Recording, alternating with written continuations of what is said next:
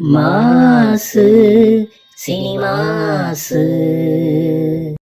நண்பர்களே, நீங்கள் பார்த்து கொண்டிருப்பது மாஸ் சினிமாஸ். நான் உங்கள் மாஸ் மணி. இந்த படத்தை பற்றிய எனது பார்வை இதோ. கதை சுருக்கம். ரொம்ப சுருக்கமா சொல்ல போறேன். எஸ்.ஜே. சூர்யா என்ன பண்றார் தெரியுமா? மனுஷங்களை ஆண் பெண்ணுன்னு தானே நம்ம பிரிப்போம். அவரு 7 ஸ்வரங்களா பிரிச்சிடுறாரு. அப்புறம் என்ன, எந்தெந்த ஸ்வரங்கள் 2 சேர்த்தா நமக்கு நல்ல சங்கீதம் கிடைக்கும், எந்த 2 ஸ்வரம் அபஸ்வரம், இதத்தான் அவரு சாஃப்ட்வேர் மூலியமா ஒரு ஆப் கண்டுபிடிச்சு ரிலீஸ் பண்றாரு.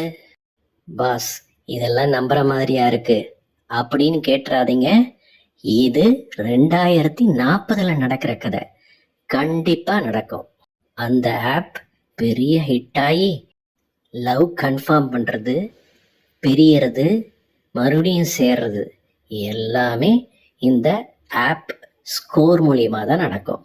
ஸ்கோர் நல்லா இருந்தா சேரலாம், நல்லா இல்லைன்னா வேற என்ன, பிரேக்கப் தான்.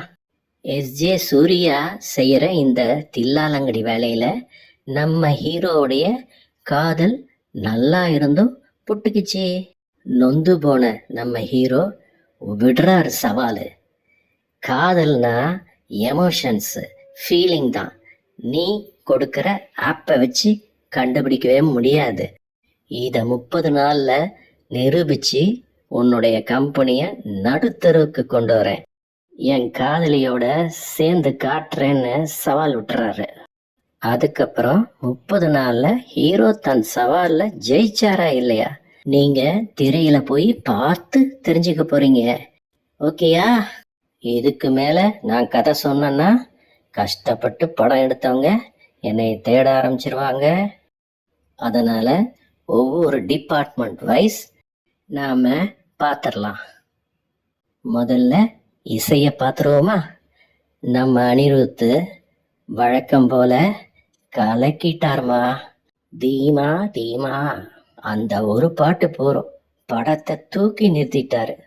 பின்னணி இசை அது ரொம்ப டெக்னிக்கல்ப்பா, நம்ம கண்டுபிடிக்க முடியாது, நல்லா இருக்கு.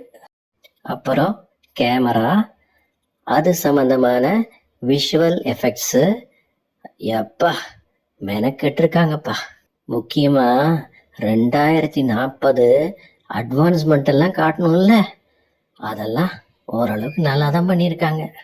மற்றபடி ஹீரோ, ஹீரோயின், சப்போர்ட்டிங் ஆர்டிஸ்ட் எந்த குறையும் சொல்ல முடியாதுப்பா. முக்கியமா சரியான நேரத்துல சரியான ரோலு நம்ம செந்தமிழ் சீமான். அப்புறம் திரைக்கதை, வசனம், இதெல்லாம் டைரக்டர் அவருடைய டீம் நல்லா பண்ணியிருக்காங்கப்பா. படத்துல வர சின்ன சின்ன சப்போர்ட்டிங் கேரக்டர்ஸ் எல்லாருக்கும் சரியான ரோலு, சரியான ஃபினிஷிங். திரைக்கதைக்கு சம்பந்தம் இல்லாம எந்த கேரக்டர்ஸும் இல்லை பாஸ்.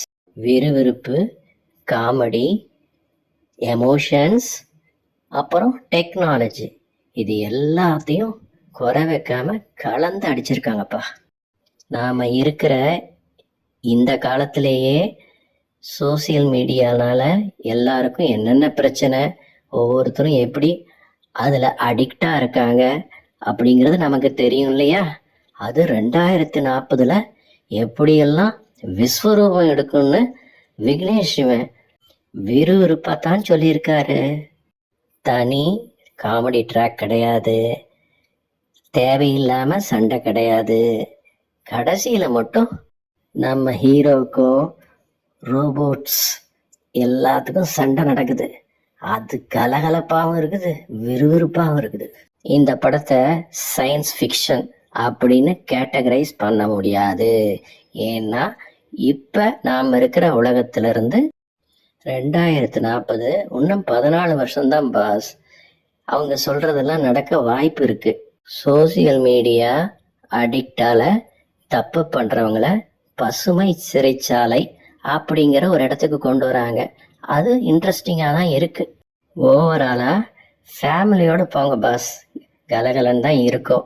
இந்த பதிவு பிடிச்சிருந்தா மறக்காம சப்ஸ்கிரைப் பண்ணிடுங்க பாஸ். அடுத்த பதிவில் சந்திப்போம். பாய். மாசு சினிமாசு.